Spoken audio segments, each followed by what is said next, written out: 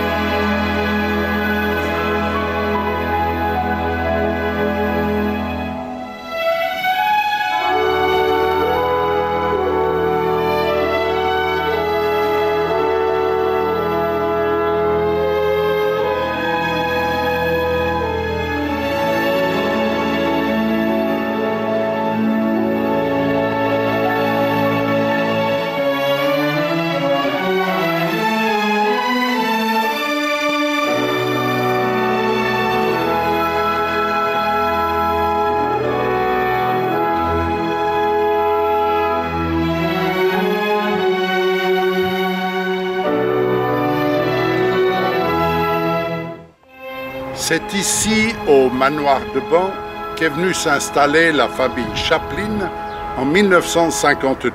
Arrivé à Genève-Cointrin, un monsieur distingué à cheveux blancs, mais très alerte, et sa jeune femme descendent de l'avion de Londres. Henri Meyer de Sadehofen, de Radio Genève, les accueille chaleureusement. Elle, c'est la fille du célèbre dramaturge Eugène O'Neill. Lui, c'est un certain Charles Chaplin. Merci beaucoup. Merci.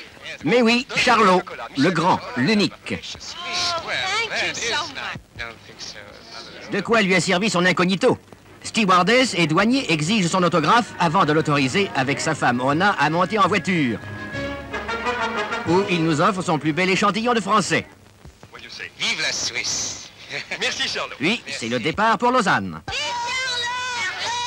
À l'ovation que lui font les enfants, comment ne pas nous associer de grand cœur?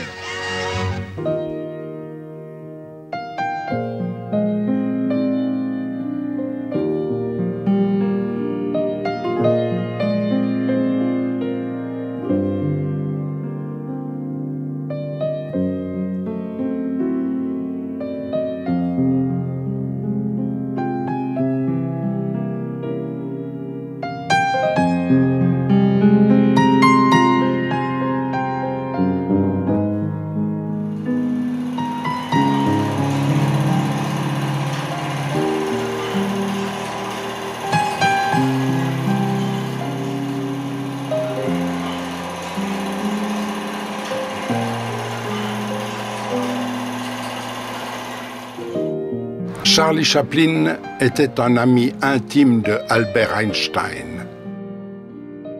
Tous deux partageaient cet intérêt pour la langue internationale espéranto. En 1923, le physicien a accepté d'être le président d'honneur du Congrès mondial d'espéranto à Kassel, en Allemagne.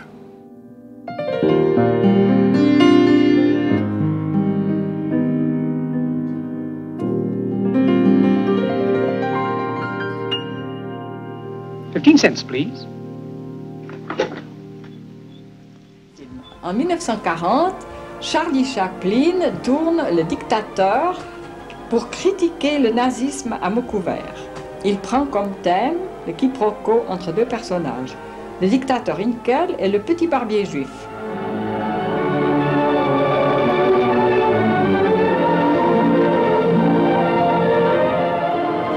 Afin de ne pas donner à ces personnages une couleur politique, le dictateur Hinkel parle une langue inventée qui ressemble à s'y méprendre à l'allemand. Demokratie Strunk, der Staatlichhilfensekt, der Wiener Schnitzel mit der Lage werden und das Sauerkraut, der Pilotensakt der Pilletten, und Rumänier bis ein Strapf, und der Blitzensakt der Knütz.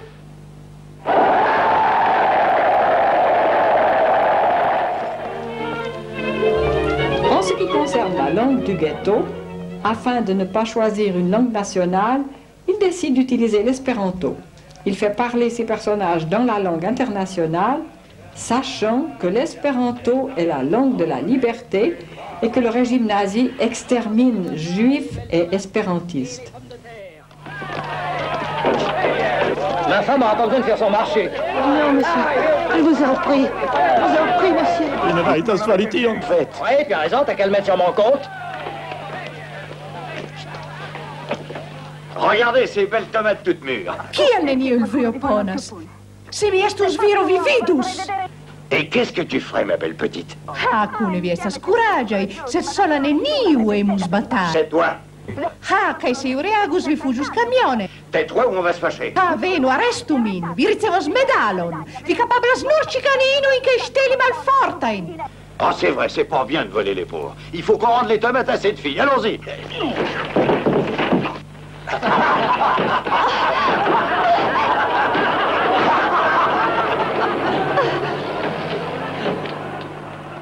Le réalisateur pousse la perfection jusqu'à imposer à ses acteurs de dire le texte dans la langue de Zamenhof afin de pouvoir ensuite le doubler en anglais.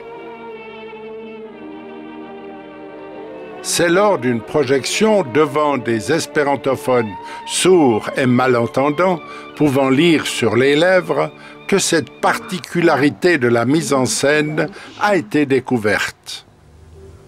Porco.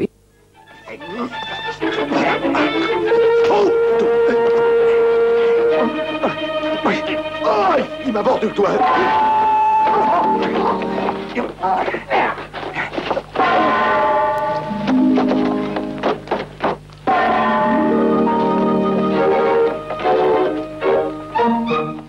Toutes les inscriptions des magasins dans le ghetto sont écrites en espéranto.